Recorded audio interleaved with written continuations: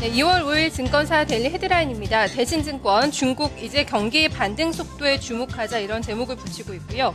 동양증권에서는 전저점 지지가 중요한 이유에 대해서 설명해주고 있습니다. 삼성증권에서는 5개 이벤트로 2월 시장을 바라본다라는 제목이고요.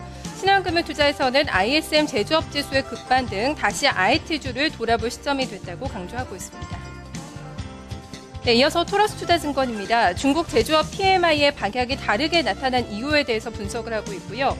우리투자증권에서는 바벨 전략의 유용성 다시 부각될 시점이라고 판단했습니다. 한국증권에서는 국내 증시 디커플링 현상에 대해서 분석을 하고 있고요. 마지막으로 한양증권입니다. 역차별 해소 여부는 확인 과정이 조금 더 필요하다는 시각 나타내고 있습니다.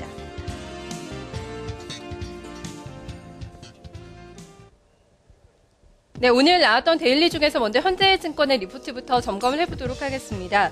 하반 경직성이 확보가 될 것으로 전망을 하고 있는데요. 여기에서 이제 고베타 종목군에 대한 관심이 필요하다고 밝히고 있습니다. 일단 연기금의 수급적인 요인 등으로 인해서 코스피가 1930선에서는 강한 하반 경직성을 확보할 것이다 이렇게 전망하고 있는데요. 환율의 변동성 완화가 되고 있는 추세고 또 외국인들의 차익 매물 청산 압력이 완화가 되고 있다는 측면에서 1930선 그 밑으로까지 밀릴 가능성은 상당히 좀 높지가 않다는 판단을 내놓고 있습니다. 지수의 하반 경직성과 이 반등을 전제로 했을 때 고베타 종목군에 대한 관심이 필요하다는 점 오늘 데일리에서 핵심 포인트로 얘기를 해주고 있는데요. 환율 변동성이 완화가 되면서 기업의 펀더멘털 요인이 부각될 것이라는 점 근거로 설명을 하고 있습니다.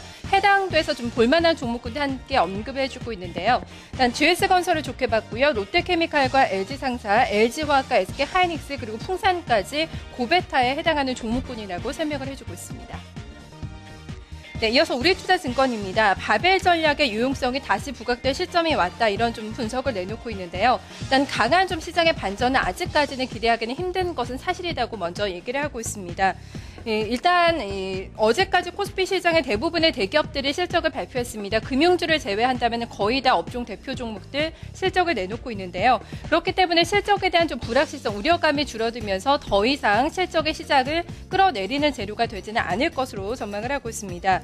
특히 극심한 저평가 영역에 진입한 코스피 지수 그리고 환율의 하반 경직성을 감안했을 때는 여기에서 이제 바닥을 잡고 올라갈 가능성을 내다보고 있는 상황입니다. 단기적으로는 121선 그리고 201선에 대한 지지력 테스트 과정이 좀 더 이어질 것으로 보고 있지만 여기에서도 좀 시장을 미래에 긍정적으로 보면서 미래 전략을 짜놓을 필요가 있다고 밝혔습니다. 그 전략 얘기해주고 있는데요. 일단 차별적인 실적 모멘텀을 보유하고 있고 실적 대비해서 낙폭이 과대한 종목을 중심으로 해서 포트폴리오를 구성을 해나가자고 얘기를 하고 있습니다. 안정적으로 포트폴리오를 구성을 하면서 여기에서 플러스 알파 수익률을 노리는 전략을 강화해 나갈 필요가 있다는 판단 내놓고 있는데요. 포트폴리오에 담아두면 좋을 만한 종목군들 유망 종목 제시하고 있습니다. 포스코와 서울반도체, 롯데쇼핑과 GK를 좋게 보고 있고요. 조금 낙폭과대 종목 가운데서는 삼성중공업과 SK이노베이션 그리고 유한양행과 하이트진로, 삼성전자까지 관심 가져보자고 조언하고 있습니다.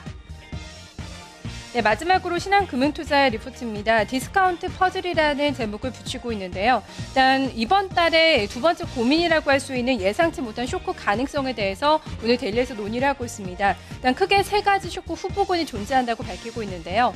좀 외국 쪽에서 지금 해외 쪽에서 좀 여러 가지 요인들을 분석하고 있습니다. 일단 LTRO의 조기 상환 가능성, 그리고 이탈리아의 조기 총선, 그리고 미국의 지출, 자동 삭감, 협상 등 이 3가지가 좀 시장의 골칫거리가 될 수 있다 이렇게 예상을 하고 있는데요.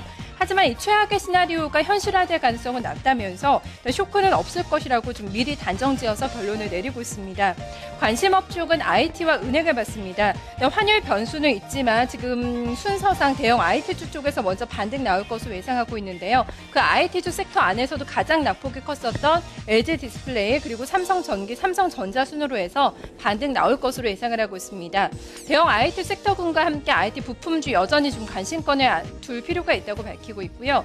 은행주에 대해서는 시장 대비해서 상당히 저평가되어 있다는 점, 가격 메리트 그리고 경기 흐름과 동행한다는 측면에서 여전히 은행주에 대해서도 긍정적인 관점을 유지한다고 덧붙이고 있습니다. 증권사 데일리 확인해봤습니다.